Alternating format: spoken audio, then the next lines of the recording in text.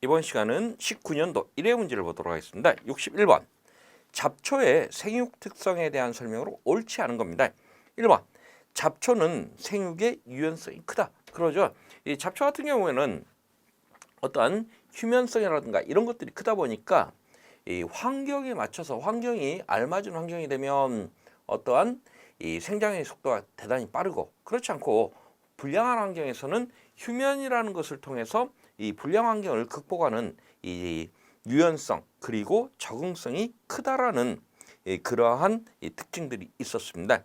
그리고 이번에 대부분의 문제 잡초들은 시포식물이다 했는데,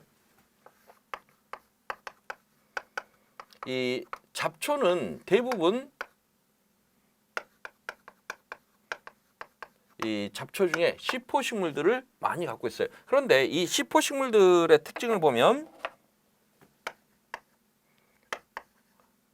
보상점은 낮고 포화점은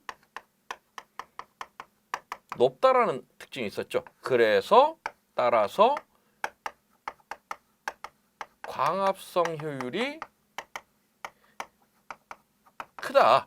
이런 이유로 이 C3 작물과 경합에서 우위에 설 수 있는 그러한 원인이 되고 있습니다. 그래서 정답은 2번도 옳은 표현. 3번. 일반적으로 잡초는 종자의 크기가 작아 발화가 빠르다. 이 잡초의 특징 중에 하나가 또 이거죠. 이 종자의 수는 많고 크기는 작다. 이 크기가 작기 때문에 발화가 빠르다. 이런 특징을 가지고 있었습니다. 그래서 3번도 옳은 지문. 4번. 일반적으로 잡초는 독립생장은 늦지만 초기 생장은 빠르다. 이 잡초의 특징 중에 하나가 이유기가 빨라서 독립생장이 빠르다라고 했습니다. 그래서 이 독립생장이 늦다가 아니고 빠르다 이렇게 바꿔줘야 옳은 편이에요. 그래서 이 잡초의 특징 중에 또 하나 다른 특징은 초기 생장이 빠르다. 그래서 이 작물과 경합에서 우위에 설 수 있는 이 이유가 되고 있다. 이런 것들이 잡초의 특징입니다. 그래서 4번이 틀린 지문이 되겠어요. 62번. 다음 설명에 해당하는 식물병은 병든 것으로 의심되는 토마토의 줄기를 잘라 물속에 넣었더니 우윳빛 지백이 선명하게 흘러났다. 이런 케이스입니다.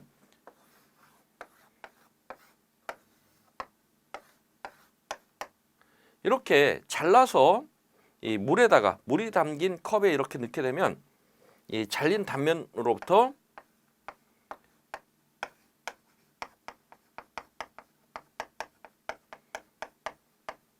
이 우윳빛 즙액이 이렇게 흘러나오는 이런 현상이 나타나는데, 이게 이 대표적인 세균병 중에 하나인 이 시드름병의 시드름병이 아니라 품마름병의 증상이에요.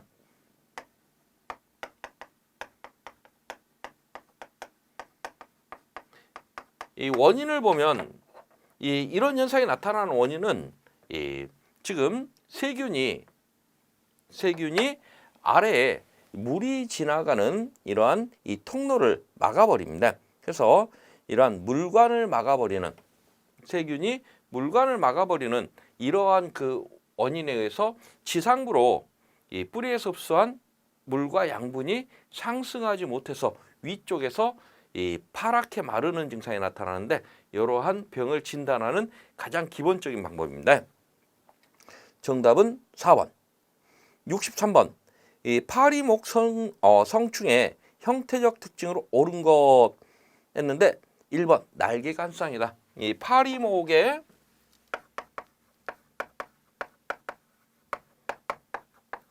날개는 앞날개는 그대로 발달되어 있지만은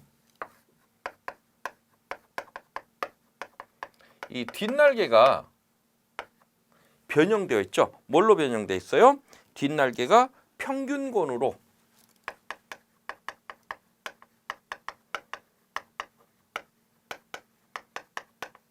변형되어 있다 보니까 앞날개 한 쌍만 가지고 있는 이러한 특징들을 가지고 있어요. 정답은 1번 오른편이고요. 4번 벼 도열병균의 주요 전염 방법으로 옳은 거. 도열병균은요 토양, 잡초, 바람, 관계수 이 중에요 주로 이 종자나 바람에 의해서 전염이 됩니다. 그래서 정답은 3번.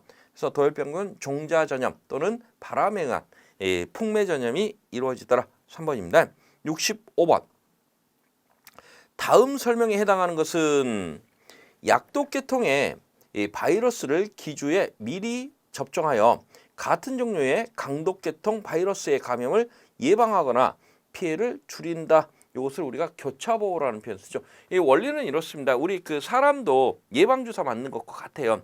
이 약독성, 다시 말해서 이 바이러스는 바이러스인데 이 병을 일으키는 병원성이 약한 것, 이 독성이 약한 바이러스를 미리 이 식물체에 접종을 하게 되면 나중에 강한 독성을 가진 이 바이러스가 침입을 해도 이 병의 발생이 심하게 나타나지 않는 현상, 이러한 현상을 의미를 하고 있습니다. 66번. 10R당 3kg를 사용하는 약재를 가지고 5,000제곱미터에 사용하려면 필요 양량은 얼마인가? 10R당 사용되는 양이 3kg입니다. 그런데 5,000제곱미터에 소요되는 것은 몇 킬로그램이냐, 이런 문제죠. 근데 이것은 10R가 얼마인지만 알면 됩니다. 이 단위를 물어보는 문제입니다. 1R는 100제곱미터예요. 그러면 10R면요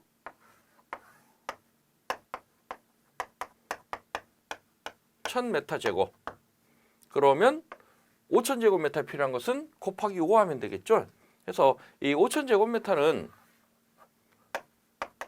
50R입니다. 그러면 10R당 3kg니까 50R에서는 곱하기 5 하면 되겠죠. 그래서 토탈 15kg의 양량이 필요하다. 정답은 3번. 67번. 배추 무사마귀 병균에 대한 설명으로 옳은 겁니다. 1번. 산성 토양에서 많이 발생한다. 배추에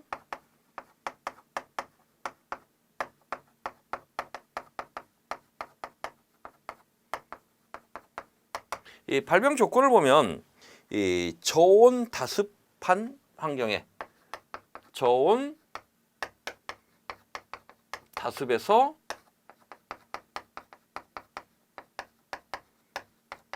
산성 토양인 경우, 이런 경우에 이 배추에 무사마귀병 발병이 많아져요. 그래서 정답은 이 산성 토양에서 발생이 많다. 오른편이고요. 이번에 주로 건조한, 건조가 아니라 다습한이죠. 바꿔줘야 되겠고요. 그리고 주로 전형적인 병증은 꽃에서 발생한다. 아니죠. 아래쪽이죠.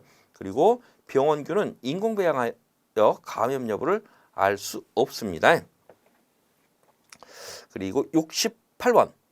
밭에서 발생하는 1년생 잡초 했는데 이것도 지금 잡초를 1년생이냐 단년생이냐 이렇게 구분하는 문제였습니다. 그리고 밭잡초냐 논잡초냐. 그래서 이렇게 그 구분해서 암기하라고 했습니다. 논잡초, 밭잡초.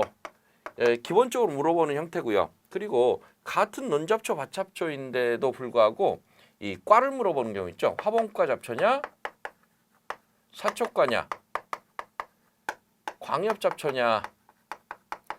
밭잡초도 역시 똑같이 화분과 사초과 광엽잡초로 이렇게 구분하시고, 이걸 다시 1년생 잡초냐 단년생 잡초냐 이렇게 그 구분하시면 이 암기하시기가 굉장히, 이런 문제 풀기가 굉장히 수월해져요.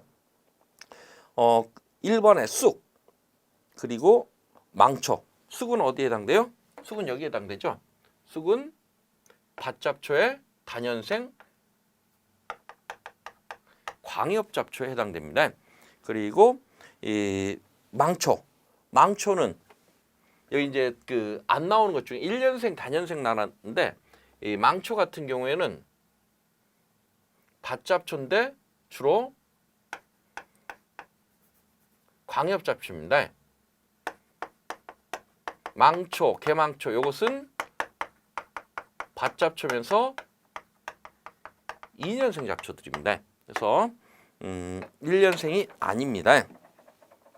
그리고 2번에 맥꽃은 다년생, 새비름은 1년생, 새뜨기 다년생, 그리고 이 까마중은 1년생이죠. 명화주, 발행이, 명화주와 발행이는 모두 다 밭잡초면서 1년생이 맞습니다.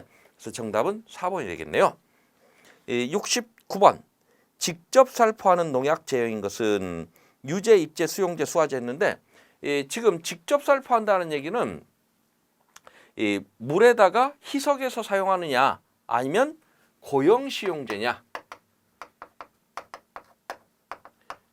고형시용제는 물에 희석하지 않고 이렇게 직접 살포하는 이 제재들이에요. 그러면 희석하지 않는 것, 물에 희석하지 않는 것, 유제 희석하겠죠. 수용제, 수화제 전부 다 물에 희석합니다. 하지만 입제 같은 경우에는 이 희석이라는 과정을 거치지 않고 물에 희석하지 않고 바로 이 과립 형태의 이 농약을 그대로 살포를 합니다. 70번 흰가루병균과 같이 살아있는 기주에 기생하여 기주의 대사산물을 섭취해야만 살아갈 수 있는 이 병원균. 그래서 우리가 병원균의 기생성을 가지고 이렇게 구분했습니다. 기생균과 부생균 이렇게 구분했죠. 그런데 이 기생균을 다시 절대기생균 그리고 조건부 부생균, 부생균은 다시 조건부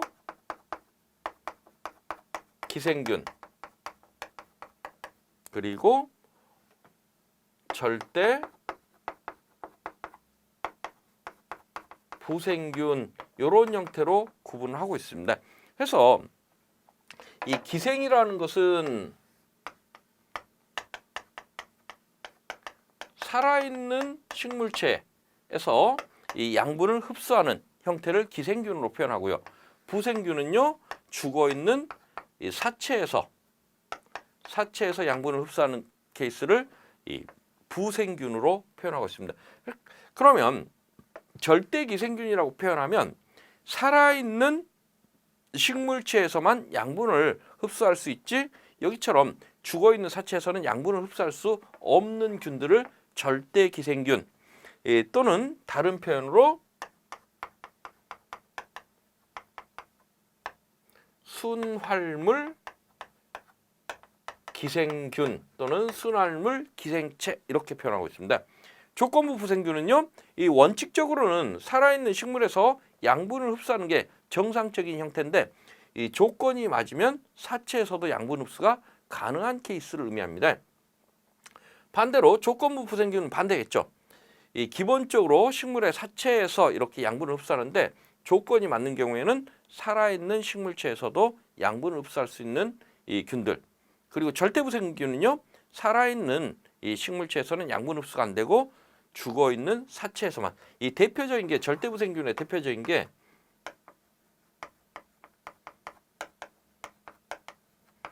목재부우균 같은 경우가 이 절대부생균에 해당됩니다. 그러면 이렇게 70번처럼 살아있는 기주에 기생하여 기주의 대사산물을 하면 이 절대기생균, 순활물 기생균 요걸 의미하겠죠. 그래서 정답은 4번이 되겠습니다. 1번에 순사물 기생균이라는 것은 요걸 의미합니다. 절대부생균을 술사물, 그리고 반사물, 반활물 이것은 반대로 얘기하겠죠. 조건부 부생균, 조건부 기생균에 대한 설명이에요.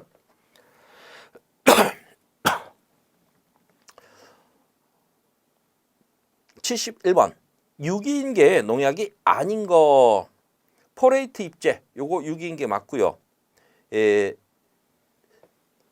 페니트로타온 유제 요것도 유기인계입니다. 클로로 피리포스 메틸 유제 요것도 유기인계. 그리고 감마 사이알로트린 캡슐 현탁제 요것은요 피레노이드 계열의 살충제입니다. 그래서 정답은 4번. 요건 이제 그 성분별로 계통을 다 외워야 되는 문제이기 때문에 사실은 이런 문제가 가장 외울 게 많기 때문에 난해한 문제에 해당되겠습니다. 72번 다음 설명에 해당하는 해충.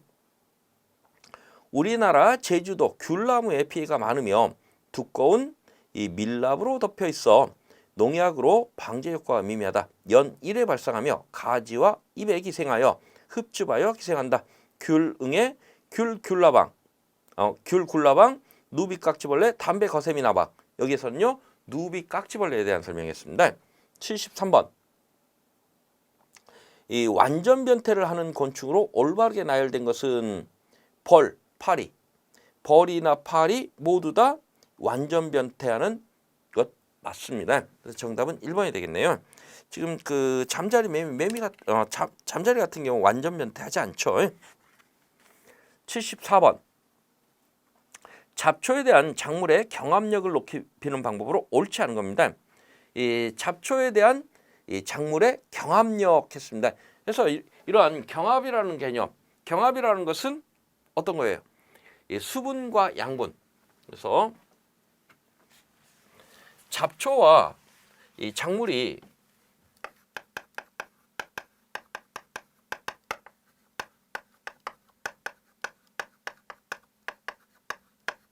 이 동일 공간에 공존하다 보니까 경합이라는 게 일어납니다. 그러면 동일 공간에 공존하다 보면 이 동일 공간 내는 이 자원이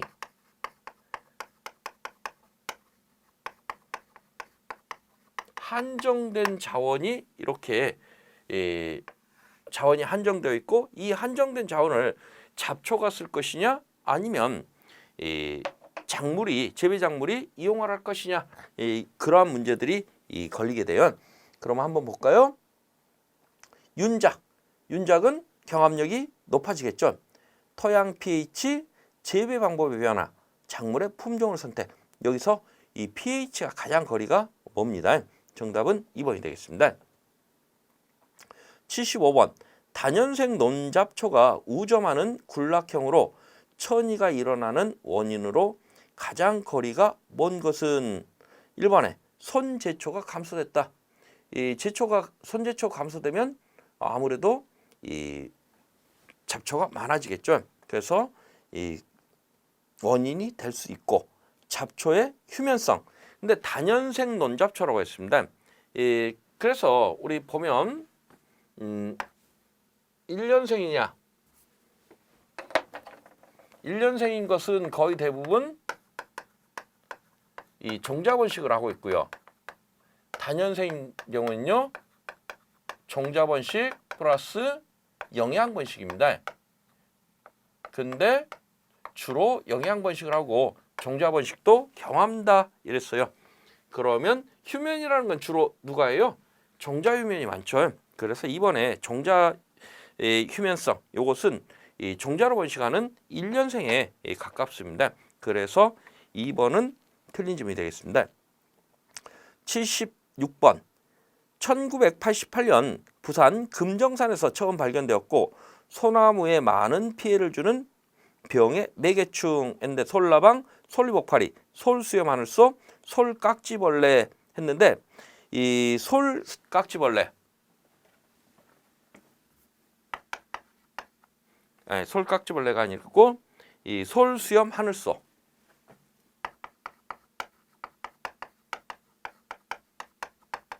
여기가 소나무